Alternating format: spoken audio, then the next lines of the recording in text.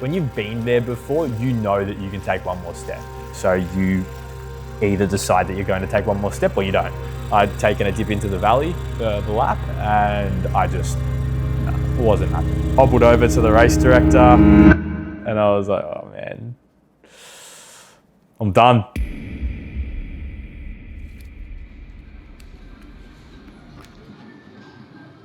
It's game day. I've literally just walked into the sweet side. Holy shit. All right. In that moment, the penny dropped that it was race day.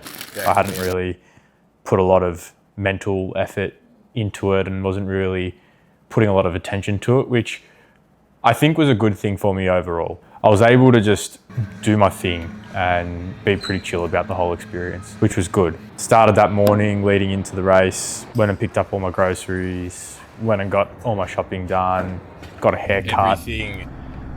I mean everything. Everything.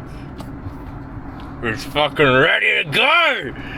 How mint. Oh my God, I'm actually... I was just trying to keep it regular of a day as possible. This was one of my first major races that I was doing in Melbourne. Most of the races that I've done in the ultra distance, I've flown interstate or flown internationally to go race.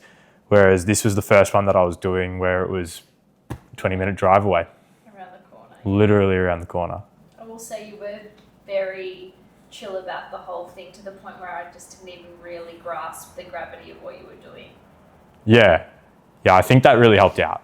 It was, I think there was a lot of other things going on in my life at the time, and to have the space for those things without a big race adding another layer of pressure in my life was really good, and it's definitely a skill that I want to be able to take, leading into these bigger things that I'm doing later in the year. How did you feel during the race?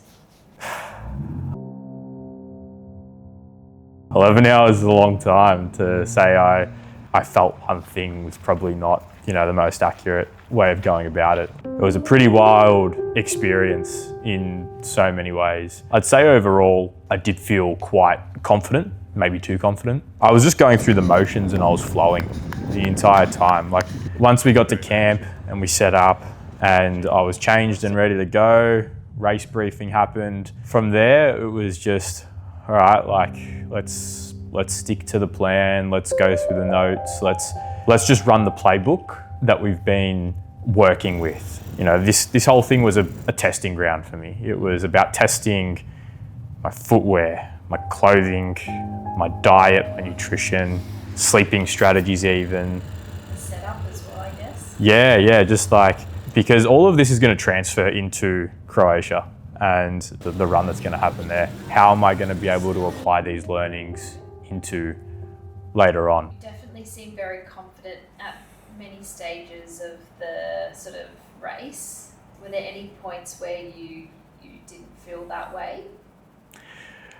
Yeah, I think the first time I really started to have a dip in my mood was as the night really settled in.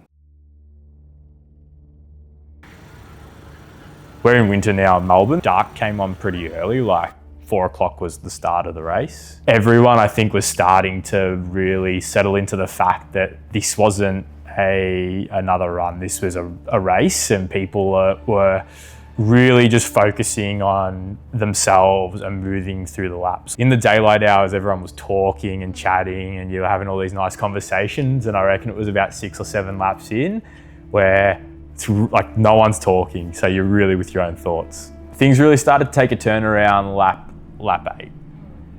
I was starting to feel pretty unsettled in my stomach. At that time, I'd done a quick kit change. Basically, I just wanted to warm up a little bit more because it was starting to get a little bit cold out there. And I just started overheating. So I'd put all these layers on, and then halfway through the lap, I was pulling these layers off.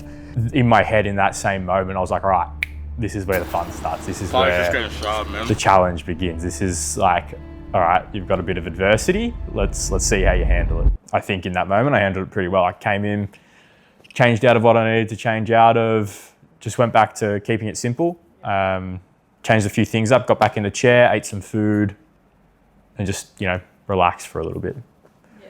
And then from there, I was able to bounce back out on the next lap. It sounds like you kind of identified some things that worked well and other things that maybe not as well.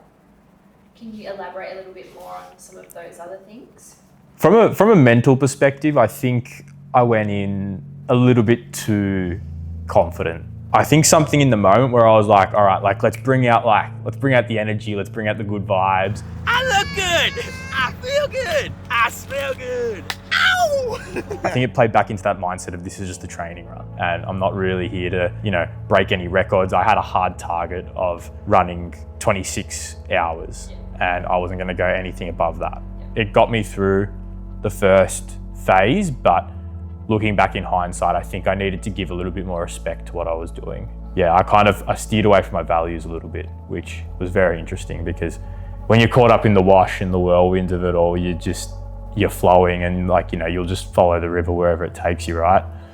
So, you elevate yourself, you bring on this it's a cocky attitude and then, if it's working, you just keep on blowing yourself up a bit more and a bit more. But yeah, I think that's part of the reason why when we got to where we got to and we didn't finish what we wanted to, I really did crash a lot afterwards. From a practical sense, something that, I definitely need to just keep in mind is that, these ankles of mine, they're not the strongest at some points. And, when we're going into Croatia and we're putting up, 80 to 100 kilometre days every day, back to back, it's just remembering that you've got tools in the tool belt that are physical and mental, and you need to really be able to lean on them. Mentally, it seemed you were quite strong. What let you down was physically the ankles. Yeah, well, my right ankle in particular. So at lap 11, I went out as I did every other lap. And by this point, I was really settled into the groove of the race. I understood what I needed to do.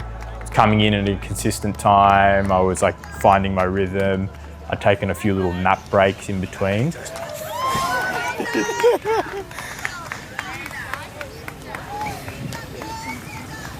That was such a big laugh. Yeah, felt good. Yeah, just broke off from everyone else right at the end, and well, not right at the end, probably about halfway through, it broke off from everyone, and it was just silence, and all I was hearing was I was like, proper meditation for 20 minutes. About halfway through that 11th lap, I started to feel this sharp pain in the inside of my right ankle. When I raced Tattawera 100 in 2022, at about the 70 kilometre mark, had this really sharp pain in my ankle. It was absolutely terrible. It meant that I had to basically pace out a walk for the last 30 kilometres of the race. And this feeling that I had at Melbourne Front Yard was a very, very similar feeling to that. Yeah, in that moment, I had to make a decision on what I needed to do next. Mum was with me at the time in the aid stations, and I just pulled my phone out. I quickly texted. I said, hey, can you get my shoes and my socks ready? I'm going to do a change. She was like, is everything all good? And I said, I don't think so. It wasn't looking too good. I then did a bit of a run, walk situation for the balance of that lap, and I got in. And when I got in, I sat down and Mum was like, you okay? What's happening? And I'm like, well, yeah, this is flared up. And there was this one thought that I got caught on that I was saying out loud, which I said it 3 or 4 times, which was, all right, if this doesn't work, I've got to pull the pin. If this doesn't work, I've got to stop. And the frame of mind was, you've got bigger fish to fry.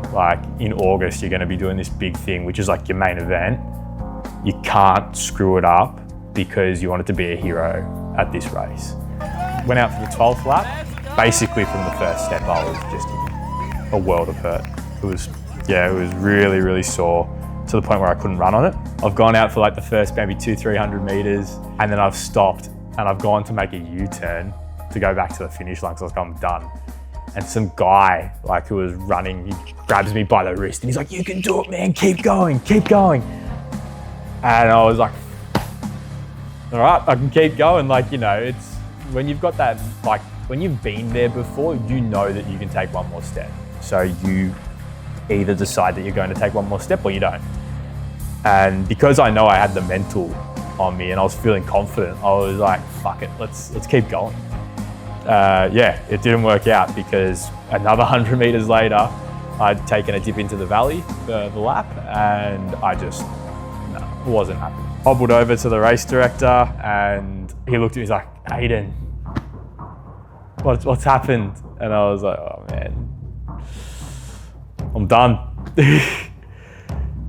Probably the most humbling experience of my entire life so far. He goes to me, look man, like sometimes shit just happens and you just gotta roll with the punches.